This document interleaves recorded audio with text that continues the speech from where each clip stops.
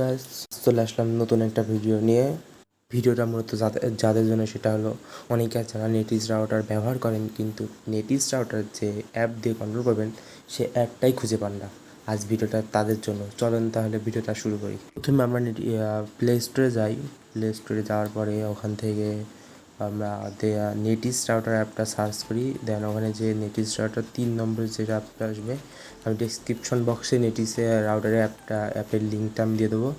দেন ওই রাউটারটা আপনারা ওই অ্যাপটা ইনস্টল করবেন, তারপরে রাউটারটা সেট আপ করবেন।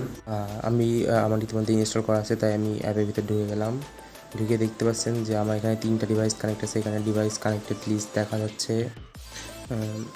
ডিভাইস কানেক্টেড লিস্টে দেখা যাচ্ছে, দেখেন যে কোনটা ডিভাইসগুলো কানেক্ট আছে আমার ওয়াইফাইতে সবগুলো দেখা যাচ্ছে।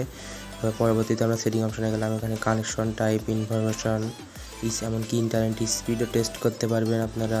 তারপরে ইন্টারনেট স্পিডও টেস্ট করা যাবে। তারপরে আপনার ওয়াইফাই যদি শেয়ার করতে চান সেক্ষেত্রে কিউআর কোডের মাধ্যমে শেয়ার করতে পারবেন। গেস্ট নেটওয়ার্ক সার্ভিস আছে, গেস্ট নেটওয়ার্ক আপনি ইচ্ছা মতো আইডি পাসওয়ার্ড দিয়ে করতে পারবেন। এমনকি ওয়াইফাইয়ের নামে যে চেঞ্জ নেম অ্যান্ড পাসওয়ার্ড, ওখানে যে আপনার ওয়াইফাইয়ের নাম চেঞ্জ করতে পারবেন, পাসওয়ার্ড চেঞ্জ করতে পারবেন। অ্যাডমিন প্যানেলে ওখানে যে আপনি অ্যাডমিন প্যানেলের password and user name change করতে পারবেন। ম্যাক ফিল্টিংও এখান থেকেই করতে পারবেন আপনারা। কোথায় সব কিছু ওয়েবসাইট বাদে ওই অ্যাপটা সব কিছু কন্ট্রোল করা যাচ্ছে। ওয়েবসাইট লক করতে পারবেন। আমি এখানে facebook.com লক করে দেখাচ্ছি। facebook.com-এর ডোমেইন নেম ওইটা দিচ্ছি আমি facebook.com।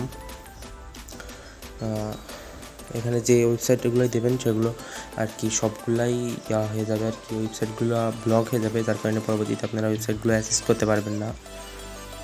দিয়ে facebook.com সেভ করে দেওয়ার পরে দেখছেন যে এখানে সেভ হয়ে গেল। রাউটারটা কিছুক্ষণের জন্য রিস্টার্ট হতে পারে।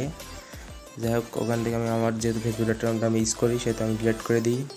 আপনারা ইউজ করলে যে কোনো ওয়েবসাইট ইউজ করতে পারেন। এখান থেকে আপনি আইপি রিজার্ভও করতে পারেন, যে আপনার ডিভাইসের এই আইপিটা সারা জীবনে যদি থেকে যাবে এটা রিজার্ভ করতে পারবেন। এখান থেকে আরেকটা সেটিং, যে আপনারা যে রাউটারের রেঞ্জ বাড়াতেও পারবেন বা কমাতেও পারবেন, সেটিং করে দিতে হবে অ্যাট লাস্ট। দেন অ্যাডভান্স অপশানে যে আপনারা রেঞ্জ কমাতে বা বাড়াতে পারবেন।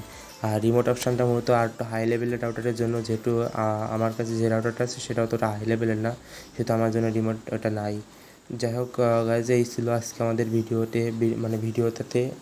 আর একটা কথা না বললে না, সেটা হলো এই অ্যাপটা ইউজ করে আপনারা রিস্টার্ট দিতে পারবেন। রাউটারে সব কিছুই রয়েছে, আপনারা দেখতে পাচ্ছেন। আচ্ছা, ধন্যবাদ। এই ছিল আমাদের ভিডিওতে। সবাইকে জানাই ধন্যবাদ। আসসালামু আলাইকুম।